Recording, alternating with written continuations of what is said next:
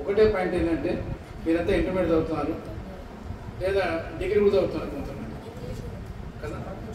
ఆ ఇంటర్మీడియట్ లేదా MPC BiPC చదువుతున్నారు లేదా డిగ్రీ కూడా ఏదో చదువుతున్నారు. అసలు ఎందుకు చదువుతున్నారు మీరంతా కూడా? దేనికోసం చదువుతున్నారు మీరు? భవిష్యత్తు బాగుంటే అర్థమైంది. ఎంత బాగుంటుంది భవిష్యత్తు అంటే ఉద్యోగం కావాలి. భవిష్యత్తులో ఉద్యోగం కావాలి, ఉద్యోగం సంపాదించాలి కదా. అది మీ కోరిక, లక్ష్యం. ఉద్యోగం సంపాదించి ఏం చేస్తారు? ఎందుకోసం ఉద్యోగం సంపాదిద్దాం అనుకుంటున్నారు మీరంతా? మీ కాలంకి నిలబడాలి అంతేనా? మీ కాలం నిలబడి ఎగిరిపోదామన్నా? పక్షులు ఉంటాయి. ఆ తల్లి పిల్ల ఏం చేస్తుందంటే పిల్లకు నోట్లో విత్తులు పెడుతూ ఆహారం పెడుతుంది. అది ఎదగానే రెక్కలు వచ్చి కొట్టుకుంటూ బయటకు పోతుంది, తల్లి వరకు పెరిగిపోతుంది. అలాగే ఈరోజు యువత కూడా అమ్మాయిలు కానీ అబ్బాయిలు కానీ చదువుకుందాం, ఉద్యోగం చేద్దాం.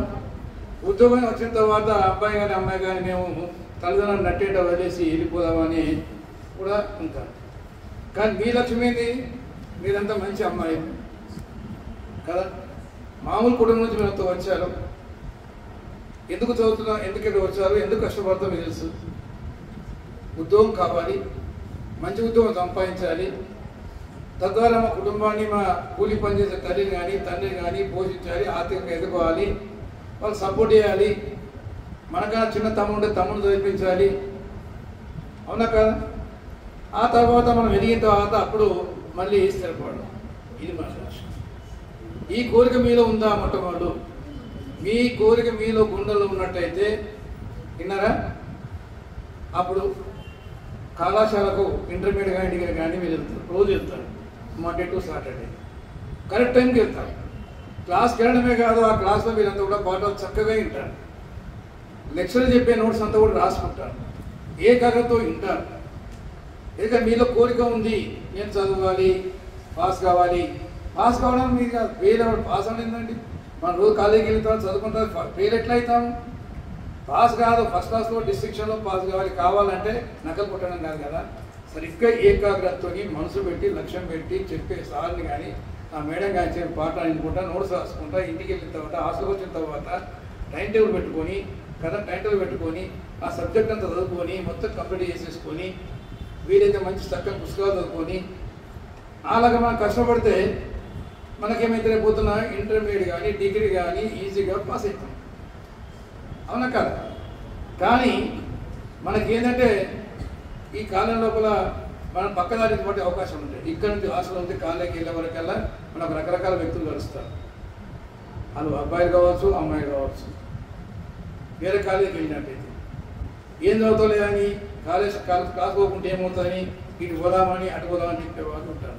పక్కదారి పట్టించే అవకాశం ఉంటుంది. అప్పుడు మనం ఏం చేయాలంటే మన గుర్తు, మన కళ్ళ ముందు మన కూలి పనిచేసే తల్లి తండ్రి మనకు కనబడితే మన త్యాగం మనకు ఉన్నట్టు నేను చక్కగా క్లాస్కి వెళ్తాను, చదువుకుంటాను అని ఆలోచన వస్తుంది. అప్పుడు మీరు ఉద్యోగం సంపాదించవచ్చు. అవునా కదా? అదే ఆ గవర్నింగ్ డిజైన్ మీద ఉద్దారు. ఇక రెండవది అవునా కదా, ఏదో చదవడం కాదు, బస్సు వస్తే బస్సు ఎక్కడం కాదు కదా. బస్ స్టాండ్కి వెళ్తే మీరంతా గుడెత్తూరు అవి పోవాలనుకోండి, ఇటు పెన్నవాడ పోయే బస్సు, పెనుగొండ పోయే బస్సు ఎక్కుతారు, ఎక్కడ కదా. మనం గుడెత్తూరు ఈ చోట ఇంకోటి ఆ బస్సు ఎక్కుతాం కదా. చదువుకుంటప్పుడు కూడా మనం ఇంటర్మీడియట్ బైపీసీ అవుతుంది, ఎంపీసీ అవుతుంది, ఎందుకు చదువుతున్నాం అనుకొని పాస్ అయిపోయిన తర్వాత తొందరగా వచ్చే ఉద్యోగాలు ఏంటని ఇట్లా మన ప్రొఫెసర్ వాటిని అడిగి చెప్తారు కదా. ఇంటర్మీడియట్ అయిన తర్వాత పారామెడికల్ కోర్సెస్ ఉన్నాయి, ఉద్యోగాలు దొరుకుతాయి దాంతో. అవునా కదా? ఈ బైపీసీ వాళ్ళు నర్సింగ్ చేస్తే 4 ఏళ్ళ నర్సింగ్ కోర్స్ అవుతుంది, నయా పైసా ఖర్చు లేకుండా స్కాలర్షిప్ ఇస్తారు ప్రభుత్వమే. మనకు నర్సింగ్ ఉద్యోగం దొరుకుతుంది. నర్సింగ్ ఉద్యోగంతో బయట దేశాలు కూడా మనం పోవచ్చు. ఈ రకంగా ఉపాధి అవకాశాలు మనకు చాలా ఉన్నాయి. కావాల్సింది ఏంటంటే ఏ కోర్సు కాకుండా కావాల్సిన కోర్సును, మనకి ఇష్టమైన కోర్సును నర్సింగా, ఇంకా పారామెడికల్ కోర్సెసా. అవునా కదా? డిగ్రీ అయితే డిగ్రీతో ఏం చదివి మన భవిష్యత్తు గురించి ఆలోచించాలి. ఇవి మీ వయసు 16-17 ఏళ్ళు ఉంటుంది. మీ ఆలోచన ఏమన్నా కనీసం 5-6 ఏళ్ళు 7 ఏళ్ళ తర్వాత భవిష్యత్తు చూడగలగాలి. మన భవిష్యత్తు మీరు చూడగలగాలి. నేను 5 ఏళ్ళ తర్వాత ఏమైతే 6 ఏళ్ళ తర్వాత మీ కళ్ళ ముందు టీవీలో కనబడాలా. నేను ఇంటర్మీడియట్ పాస్ అవుతాను, డిగ్రీ పాస్ అవుతాను, పారామెడికల్ కోర్స్ పాస్ అవుతాను, ఒక నర్సుని అవుతాను, లేదా డాక్టర్ని అవుతాను, ఎంపీసీ ఉంటే ఇంజనీర్ అవుతాను అని ఒక ఆలోచన ముందే మీ కళ్ళ కనబడితే ఏమవుతుందంటే మీరు దాని వ్యాపారం ఇస్తారు. అట్లా కాకుండా ఎందుకు చదువుతున్నామో ఏదో ఎందుకు చదువుకుండా చదివితే ఎట్లా ఉంటుంది? అట్లా కాదు, టైం వేస్ట్ అవుతుంది. కనుక లక్ష్యం పెట్టుకోవాలా, లక్ష్యం పెట్టుకొని చదివితే అయిపోతుంది. అందరు మనం మామూలుగా ఉన్నవాళ్ళు మనకి ఏమవసరం అంటే ప్రభుత్వం అన్నీ ఇస్తుంది కదా. ఇట్లాంటి అధికారులు వచ్చేసి ఇంతమంది బిల్డింగ్ కట్టేసి అటువంటి మేడం ఉండేసి మీకు చక్కని ఆహారం అందిస్తారు, అన్ని వసతులు కలుస్తారు. ఇట్లాంటి రోషెట్ లాంటి అడ్వకేట్లు వచ్చేసి అడగక ముందు వచ్చేసి మీకు ఆట వస్తువులు ఇస్తారు, మిమ్మల్ని ఆనందపరచడానికి వాళ్ళు ఉపన్యాసాలు ఇస్తారు. ఇవి ఎంత ప్రభుత్వం మీకోసం పనిచేస్తుంటే, తల్లిదండ్రులతో పాటు ప్రభుత్వం కూడా మీకు పనిచేస్తుంటే, ఇట్లాంటి సోషల్ వర్కర్స్ మీకోసం పనిచేస్తుంటే, మీకోసం ఆలోచిస్తుంటే మీరేం ఆలోచిస్తున్నారు కదా? మీరేం ఆలోచిస్తున్నారు? మీరు మీ గురించి ఆలోచించాలి. Yes I should become something కదా, ఐ షుడ్ బికమ్ సంథింగ్. నేను ఒక వ్యక్తిగా మారా, శక్తిగా మారా. మేము మహిళలను కాదు, అమ్మాయిలను కాదు, అమ్మాయిలు అయినప్పటికీ మాలో శక్తి ఉంది. అమ్మాయిలంటే మామూలుగా అమ్మాయిలను కాదు మేము. మీకు no inferiority complex, no inferiority complex కదా. అమ్మాయిలు లక్ష్మి, డబ్బు అధిపతి లక్ష్మి, చదువుకు అధిపతి సరస్వతి. ఈ రెండు కలిపి శక్తి వస్తుంది. ఆ శక్తికి దుర్గా, మొన్నదాకా దుర్గా ఎట్లా ఉంటుంది?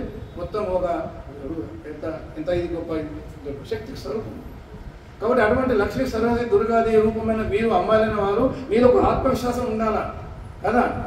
మనం శారీరకంగా డెవలప్ కావాలా, మానసికంగా డెవలప్ కావాలా, ఆత్మవిశ్వాసం ఉండాలా. ఎవరైనా వాళ్ళు బయట మనం ఒకవైపు ఒక అబ్బాయి మనతో వేసుకుంటే ఒక్కసారి కళ్ళెత్తిలో చూస్తే వాడు అణికిపోవాలా కదా. ఎందుకంటే మనకు ఆత్మవిశ్వాసం ఉండాలా, మన చూపులో పవిత్రత ఉండాలి, మన ఆలోచన పవిత్రంగా ఉండాలా, మన ఒక సీతామాతలాగా ఉండాలా కదా. మంచి మంచి విషయాలను నేర్చుకోవాలా, వేరే విషయాలు మాట్లాడకూడదు, మన గురించి మనం మాట్లాడుకోవాలా, మంచి విషయాలు తెలుసుకోవాలా. అట్లా మనం పవిత్రంగా ఉంటూ, పవిత్రంగా ఆలోచిస్తూ, మంచి అలవాటు పెంచుకుంటూ, మంచి ఫ్రెండ్స్తో మనం ఉన్నట్టయితే, మంచి ఫ్రెండ్స్తో ఉంటే మనం మంచిగా అవుతామండి. చెడు ఫ్రెండ్స్తో చెడు అయిపోతామండి. ఒక అమ్మాయి కలిసింది పాల్పోవాలని బాగుంటుంది, పాల్పోవాలని మనం పోయినామనుకోండి, అదేపోటీ పోయినామనుకోండి కదా, ఏమవుతుంది?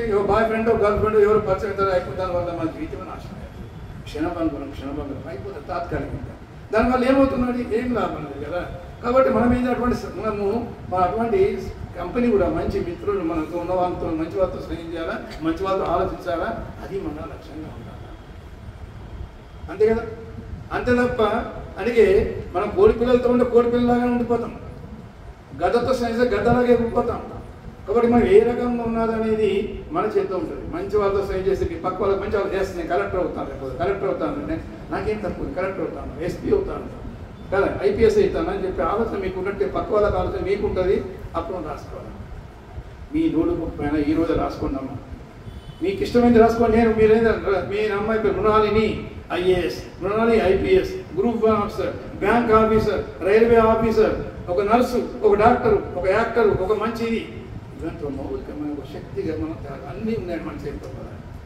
భగవంతుడు నాకు అన్ని ఇచ్చాడు మనకు, అందుకోవడమే కాదు. అక్కడ మనం పెద్ద పెళ్లిపోతే విందు భోజనం అన్ని రకాల ఐటమ్స్ ఉంటాయో, మీ ముందు అనేక రకాల అవకాశాలు, అద్భుతమైన అవకాశాలు ఉన్నాయి. మీ అవకాశం అందిపుచ్చుకోవడం మీకు కావాలి. అవకాశం అందిపుచ్చుకోవడం కావాలంటే ఇంకోసారి చెప్పినట్టుగా జనరల్ నాలెడ్జ్, జనరల్ ఇంగ్లీషు, లెక్కలు, అనుక్షణం టైం మేనేజ్మెంట్ చేస్తూ ఒక్క టైం క్షణం వృధా కాకుండా మనం చేయగలిగారా కదా. నీ వృధా చేసే ప్రతి నిమిషం భవిష్యత్తులో నీ అదృష్టాన్ని తారుమారు చేస్తుందని ఇక్కడ రాసి పెట్టుకుని చూడండి. ఎంత మంచి స్లోగన్స్ ఉన్నాయి. పుట్టుకతోనే పూలవనం కాదు, ప్రతి ముక్క నువ్వే నాడు, అందమైన బతుకోవాలి. ఇట్లాంటి స్లోగన్స్ మనకు ఉన్నాయి. ఆత్మవిశ్వాసం మనకు ఉండాలి, ఆత్మనత్వం ఉండాలి. అది మనకు ఉన్నదా? ఆ తపన ఉన్నదా? ఆ తపన ఉన్నట్టయితే మన కళ్ళ ముందు కనబడితే భవిష్యత్తు బంగారు కనబడితే మనం పనిచేస్తాము.